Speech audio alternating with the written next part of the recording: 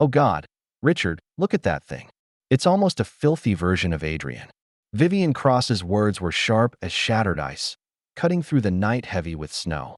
Her voice rang out in the white-coated square outside Aurelia, the restaurant whose wide windows spilled golden light into the winter darkness like strips of artificial sunshine.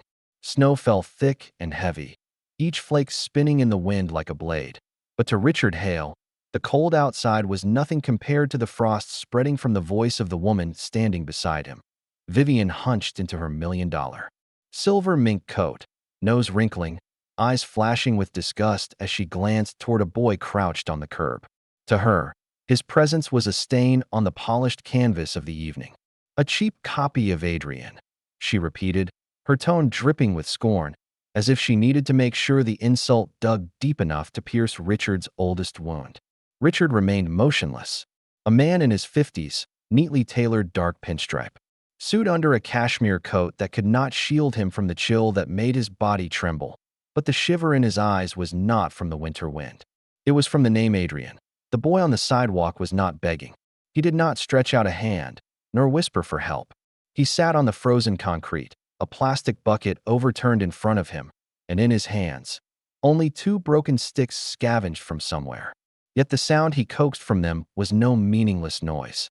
It was a rhythm, layered and intricate, urgent then halting, like improvised jazz. Amid the lethal storm, that beat was a spark of life, the pulse of someone daring to defy the cities. Icy grip. Malik Johnson. Richard did not yet know that name, but he knew the music spilling from those small, red, freezing fingers. Not because he had heard it before, but because it carried the ghost of something achingly familiar. It was the same warm-up pattern Adrian, his son, used to play before touching the keys of the Steinway that now lay dust-covered in the mansion. For a moment, Richard closed his eyes. Memories rushed in. The dim light on walnut walls, laughter, ringing bright, Adrian's fingers flying across black and white keys, weaving magic that made the world hold its breath. Then the image shifted to the boy of 11 on a hospital bed, skin pale, eyes still lit with fierce determination even as leukemia hollowed his body. Richard remembered the helplessness of knowing millions of dollars, power, prestige. None of it mattered against each second his son slipped further from life. Adrian was gone, and with him, Richard had lost his reason to exist. Now, in the blizzard, the crude rhythm echoed the ghost of that lost genius. Too coincidental, too painful, and too impossible to ignore. Richard, Vivienne yanked his arm, her voice sharp with panic, terrified he might do something foolish. Leave him. We'll be late for the senator. You're embarrassing me. Richard did not move. His gaze was locked on the boy, Malik. It was not pity. It was something else, astonishment, respect slowly kindling. The boy's hands moved with precision and certainty, as though music were his mother tongue. In Malik's deep black eyes, Richard saw no despair of a street orphan, but the fierce focus of an artist speaking to the world in the only language he had left. A warmth broke through Richard's chest, cracking the ice that had sealed him for 5 years. He inhaled deeply and stepped forward. Richard, Vivienne hissed, her stiletto heels stabbing into the snow, leaving cold, sharp imprints.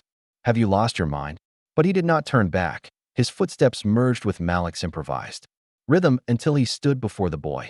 His expensive coat draped across his tall frame, a stark contrast to Malik's worn-out clothes and shredded gloves.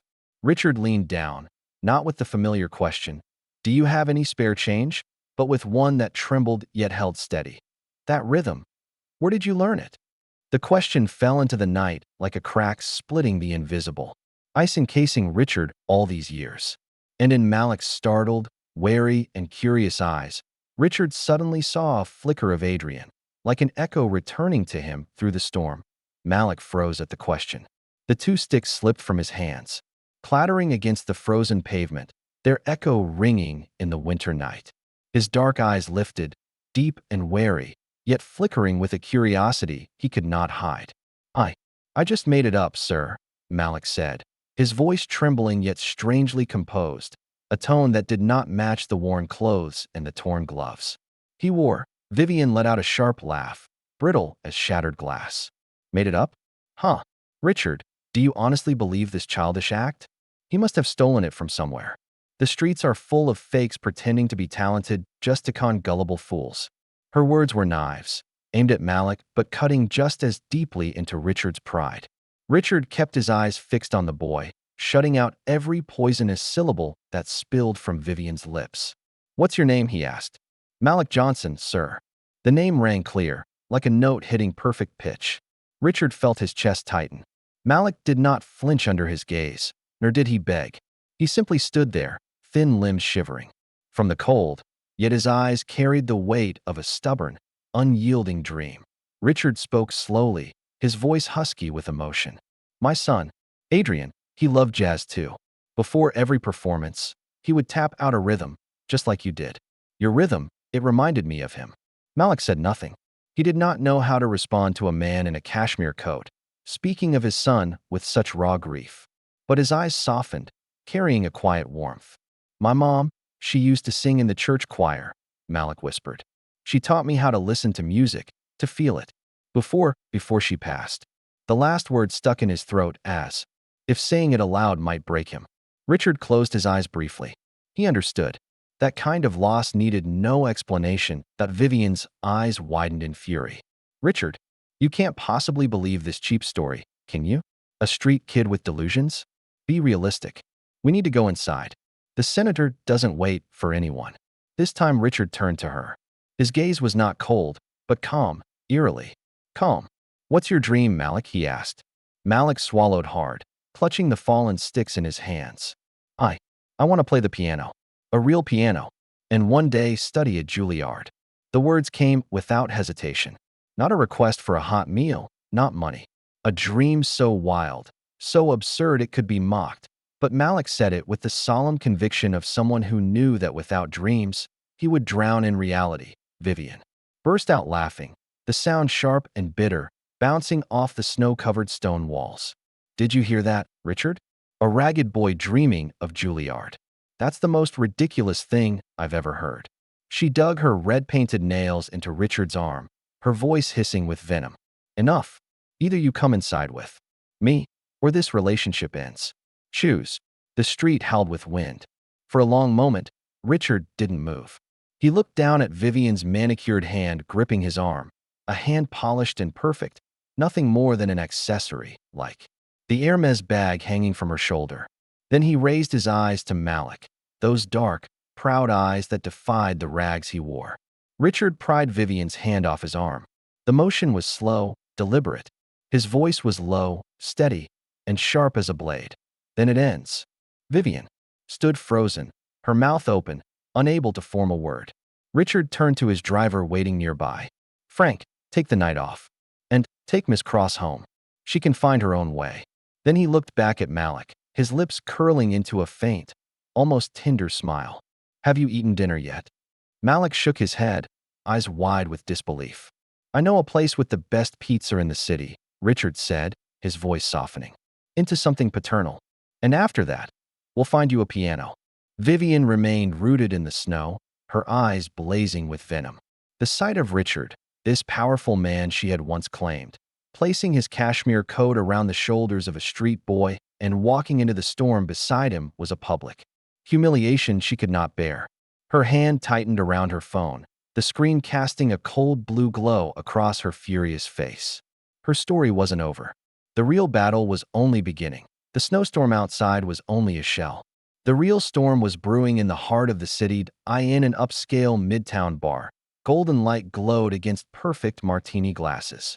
Vivienne Cross sat among her circle of privilege, ladies in mink, gentlemen in bespoke suits. Her lips curved into a bitter smile as she recounted the night before. "Can you believe it? Richard Hale, abandoned me, in the snow, to chase after a filthy black street kid." Her voice was sharp, venomous. He looked at him as if Adrian had returned. What a farce. That kind of boy only knows how to exploit the pity of the wealthy. "You'll see, he'll drain him dry." Laughter rose, brittle and false, glasses clinking together. But in the shadows, a phone had been recording WY morning. The recording surfaced on Twitter. The hashtag Vance Vermin exploded like a lit fuse. Millions of shares.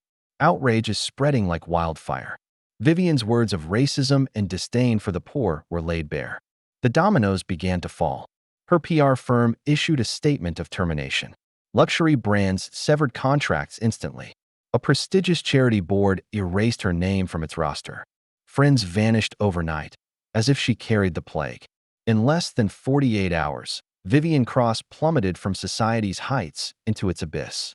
In her lavish penthouse, she hurled her phone against the wall, shards scattering. Her eyes blazed not with tears, but with a fire of hatred. "Richard Hale, you will pay." While Vivienne sank, Richard was leading Malik to a place the boy had never dared dream of. The heavy door of a legendary Greenwich Village recording studio swung open, revealing a room scented with polished wood and echoing with the ghosts of 100 masterpieces. Malik froze. Before him, bathed in warm light, stood a Fazioli grand piano. "Go on," Richard said softly. "Touch it." Malik walked forward slowly, afraid the instrument might vanish if he approached too quickly. His thin fingers trembled as they rested on the ivory keys. A deep breath. Then music. Not Chopin. Not Bach. Malik played his own melody. Simple. Rough. Yet filled with the grief of a mother lost, the loneliness of cold nights on the sidewalk, and the faint flicker of hope that refused to die. The sound hung in the air, so pure that even the seasoned engineers in the control booth stopped, eyes widening in silence. They were not just hearing music. They were hearing a story. Richard gripped his hands together, feeling his heart pound for the first time in years. He saw Adrian in every note, but not as an imitation. This was Malik's voice, authentic, undeniable, impossible to ignore. When the final note faded, the room fell still.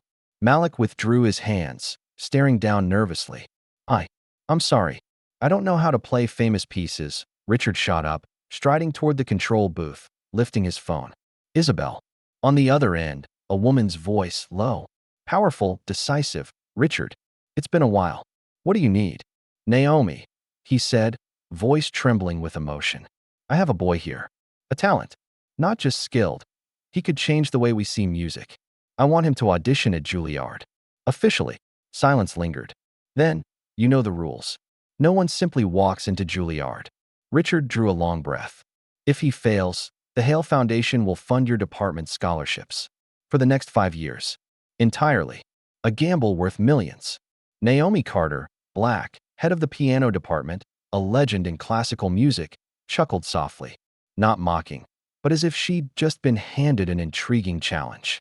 "Have you ever wagered this big, Richard?" "Never," he admitted, eyes fixed on Malik, still trembling as he stroked the keys. "But this time, I'm ready." A breath on the other end. "Then, fine. Next week. A formal audition." Richard bowed his head, relief washing over him. He turned back to Malik, and for the first time in years, a wide smile broke across his face. "You heard that. In 1 week, Juilliard will listen to you." Malik's mouth fell open, tears threatening, but he held them back. I won't let you down." Richard placed a hand on his shoulder. "You don't have to make me proud. Just be yourself." Across town, in her penthouse now turned into a gilded cage, Vivienne scrolled through the headlines. Mysterious street boy to audition at Juilliard. Richard Hale's $1 million gamble. The screen's cold light reflected in her eyes, which gleamed with a dangerous chill. She smirked, whispering, "Juilliard will be where he loses everything. I'll make sure that boy doesn't walk through those doors unscathed." That morning, New York had no snow, but the cold cut to the bone. It seeped into every crack of brick and steel, as if the city itself were holding its breath before an event no one had realized would matter so much. On the front page of the New York Chronicle, a headline screamed like a knife's edge. "Street boy just a fraud. Millionaire Richard Hale duped." The article was filled with lies. Malik had once been arrested for petty theft, once tied to a gang that preyed on the wealthy with fake sob stories. No evidence, only anonymous sources. But with Vivienne Cross pulling strings, the newspaper had become a weapon of destruction. Inside Juilliard's hall, white light poured down on the grand piano. The air was thick. The judges sat with tablets in hand, that headline glowing on their screens. Their faces were cold, their whispers edged with suspicion. Richard sat in the front row, heart pounding, feeling the weight of every accusing stare. Hale has lost his mind. He staked his fortune and his name on a con artist. Malik stepped out from the wings. The second-hand suit Richard had bought. Him could not hide his frail frame, but his back was straight, his eyes steady. Under the stage lights, he saw the headshakes, heard the murmurs. A hall full of power, yet colder than the wind outside. Dr. Naomi Carter, seated at the center of the panel, lowered her tablet. Her voice was sharp, cutting the silence. Mr. Johnson, before you begin, do you have anything to say about these accusations? Malik clenched his fists. His breath came unevenly. Then he stepped to the microphone. His voice shook, yet rang clear. Ladies and gentlemen, I cannot change the past that others invent for me. I can only show you the future I will create. A hush swept the hall. Malik sat at the piano, fingers resting on ivory keys. Someone whispered, he'll try Chopin or Mozart to flaunt technique. But no, Malik began something else. The first notes rose, a hauntingly familiar whisper that struck Richard like a lightning bolt. It was Adrian's unfinished sonata. The world around vanished. Only the music remained.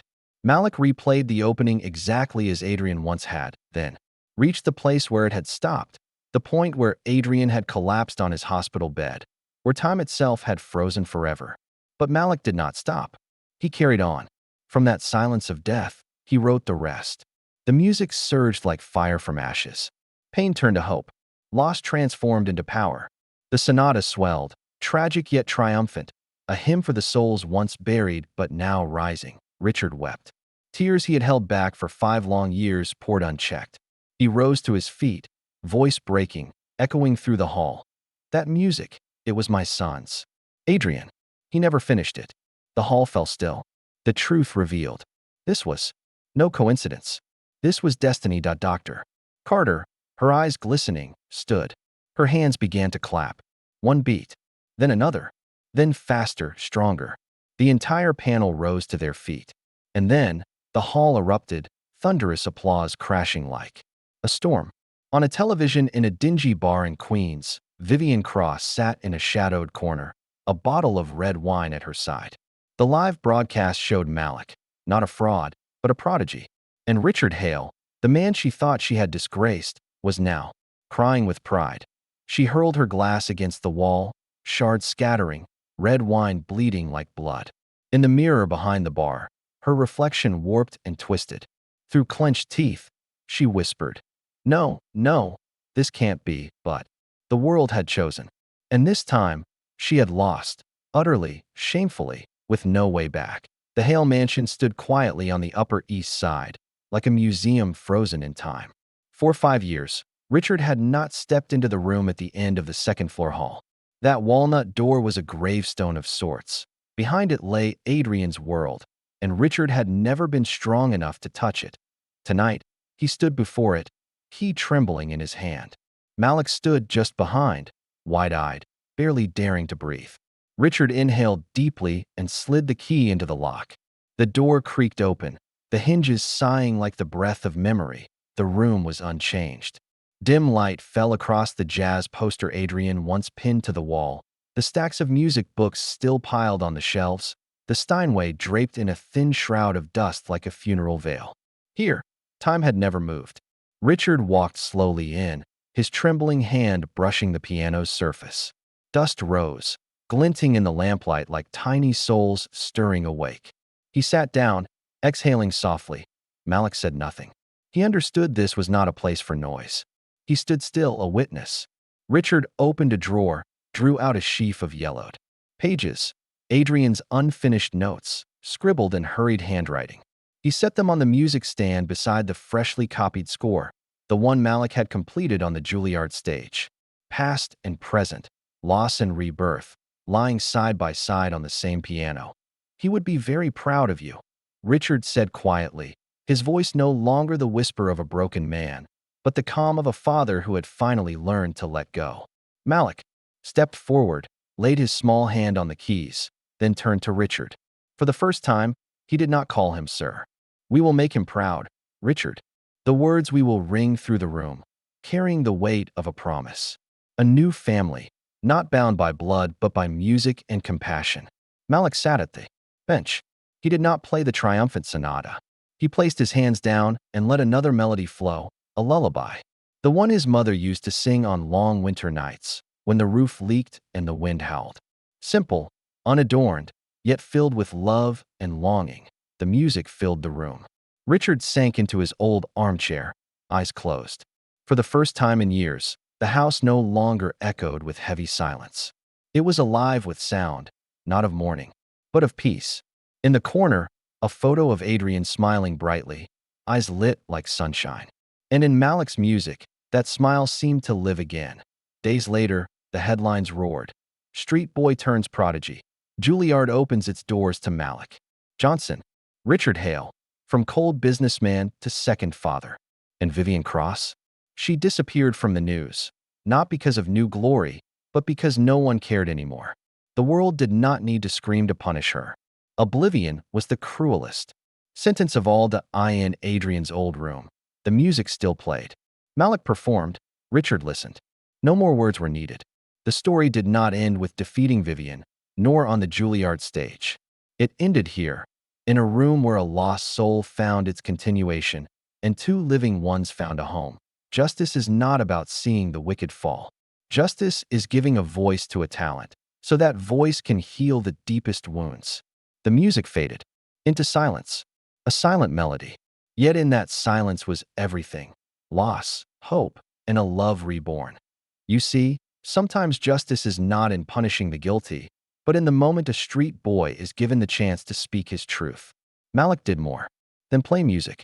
He healed the heart of a father who had lost his son and turned pain into hope. And what about you? If you were Richard, would you risk your name and fortune to believe in an unknown boy? And if you were Malik, would you have the courage to face the world, stare down doubt and prejudice, with nothing but music and faith? Leave your thoughts in the comments. Because who knows, this story might awaken a silent melody in your own heart. And don't forget, hit like, share, subscribe, and ring the bell so you won't miss the stories that touch the heart, only on Toch Story.